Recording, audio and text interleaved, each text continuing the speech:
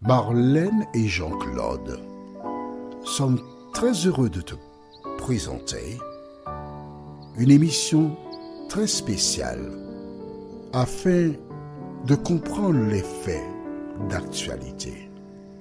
Merci pour ta fidélité. Merci de mettre en pratique la parole de Dieu. Aujourd'hui, notre thème est la force. Nous avons deux références bibliques. 1 Samuel chapitre 15, le verset 29, et Nombre 23, les versets 18 et 19. 1 Samuel chapitre 15, verset 29, et Nombre 23, les versets 18 et 19. Avant d'aborder notre thème, recherchons la présence de l'Éternel. Car c'est le Saint-Esprit qui nous convainc et nous conduit dans toute la vérité. Prions. Notre Seigneur et notre Dieu, nous venons une fois de plus en ta présence. Nous ouvrons le Saint-Livre où des paroles ont été écrites pour notre instruction. Mais nous ne saurions comprendre sans l'instructeur par excellence, le Saint-Esprit. Aussi viens nous conduire encore aujourd'hui dans nos verts pâturages. Cette grâce, nous te la demandons au nom de Jésus et pour ta gloire éternelle. Amen. Rappelle-toi, à deux reprises, Saül avait l'occasion de reconnaître, de demander pardon, de dire « j'ai péché ». C'est aussi simple que cela. Mais il a joué à cache-cache. Il s'est amusé. Et c'est seulement lorsque Samuel lui révèle la décision de l'Éternel qu'il déclarait. Nous lisons à nouveau dans le livre de 1 Samuel chapitre 15. 1 Samuel chapitre 15, à partir du verset 24, il dit, alors la Bible déclare, « Alors Saül dit à Samuel, « J'ai péché, car j'ai transgressé l'ordre de l'Éternel, et je n'ai pas obéi à tes paroles. Je craignais le peuple, et j'ai écouté sa voix. » Tu es dans une situation, tu as déjà vu que c'est une bêtise. Tu as déjà vu que tu n'es pas épanoui. Tu as déjà vu que cette situation t'éloigne de Dieu. Tu as déjà vu. L'Éternel t'envoie quelqu'un pour te parler. Que fais-tu? Tu t'obstines pour rester dans la situation. C'est ce qu'a fait Saül. Combien de fois tu as entendu un cantique? Tu as entendu une prédication? Tu as entendu une parole, tu sens que ça tombe dans ton jardin, mais tu ne prends pas ça à la légère. C'est ce que fit Saül. Au moins toi, tu es encore vivante et on ne sait pas dans quelle situation tu te trouves vraiment, d'accord?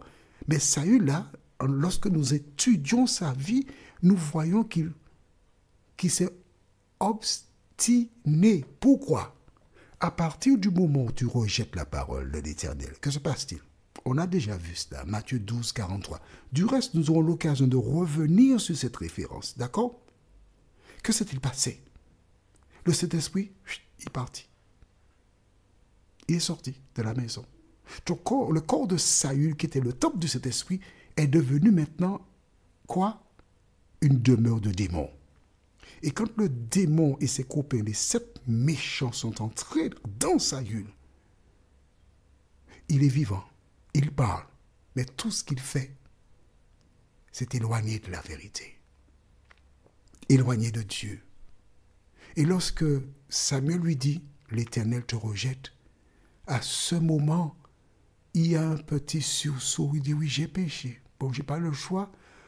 C'est exactement comme un petit garçon, je te raconte. Quand j'étais enfant, tu sais, À l'époque, les boîtes de francelets, c'était des boîtes de 5 kilos. Il n'y avait que le francelet là-dedans. Et il se trouve que lorsqu'il n'y avait personne, tu prenais un tout petit peu de francelet que tu mettais dans une assiette ou quelque chose, et tu prenais un peu de sucre que tu mélangeais avec le francelet. Et tu passais ta langue pour... Et c'était bon ça. C'était très bon. Et il se trouve qu'on voyait que la quantité de francelet, ça descendait dangereusement. Puis un jour, je me rappelle, je venais de prendre et de manger l'affaire. J'ai passé ma main rapidement près de ma bouche. Et j'ai une grande sœur qui ne rigolait pas avec le bâton. Elle m'a dit, tu as mangé du francelet. Et non, je n'ai pas pris non. Je persiste, je dis non. Sauf que ce que je ne savais pas, c'est que je n'avais pas enlevé tout le francelet.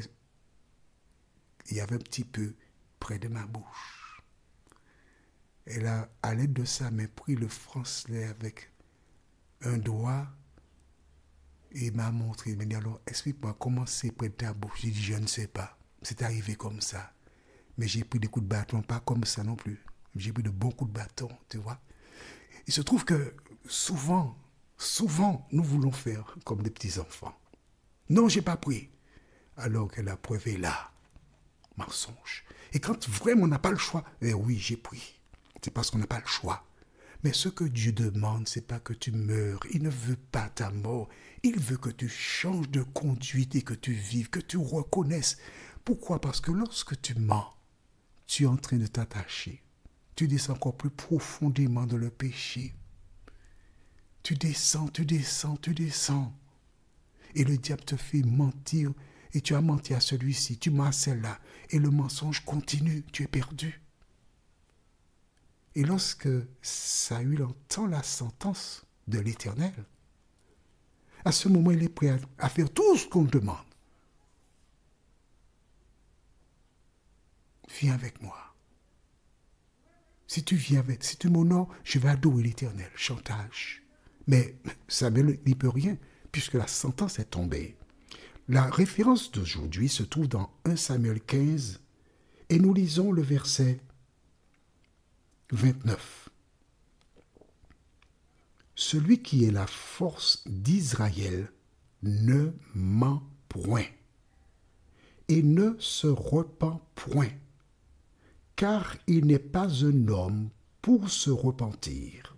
On s'arrête ici. La Bible déclare que Dieu ne ment pas et il ne se repent pas. Les hommes peuvent se repentir parce qu'ils sont faillibles, ce sont des pécheurs. Les hommes mentent, mais Dieu, il ne ment pas et il ne se repent pas. C'est-à-dire que lorsqu'il dit une chose, la chose arrive. À la lumière de la vie de Saül, tu as les éléments. Tu sais exactement comment Dieu agit dans telle ou telle circonstance. Il est donc important pour toi de ne pas prendre la parole de Dieu à la légère. Car à partir du moment où tu rejettes la parole de Dieu, tu as ouvert ton cœur au démon qui va entrer en toi. Et quand il sera entré en toi, il mettra tant de ténèbres que tu feras comme Saül pour chercher par toute espèce de moyen à te sortir. Mais au contraire, tu iras plus profondément dans le péché. Allons au livre de Nombre, chapitre 23. Nombre 23. Et nous lisons les versets 18 et 19. C'est un prophète, Balaam, qui, bien avant le livre de Samuel, parce que la Bible c'est Genèse, Exode, Lévitique, Nombre, 4e livre de la Bible. Et nous avons vu que 1 Samuel c'est le 9e, donc c'est quelque chose que Saül connaissait déjà. Et quand Samuel l'a dit dans le livre de 1 Samuel, chapitre 15, verset 29, il n'a fait que citer ce que Balaam avait déjà déclaré. Nous lisons Nombre 23, versets 19 et 20. Non, on va aller 18 et 19, pardon. 18 et 19, autant pour moi, 18 et 19. Balaam prononça son oracle et dit, « Lève-toi, Balak, écoute.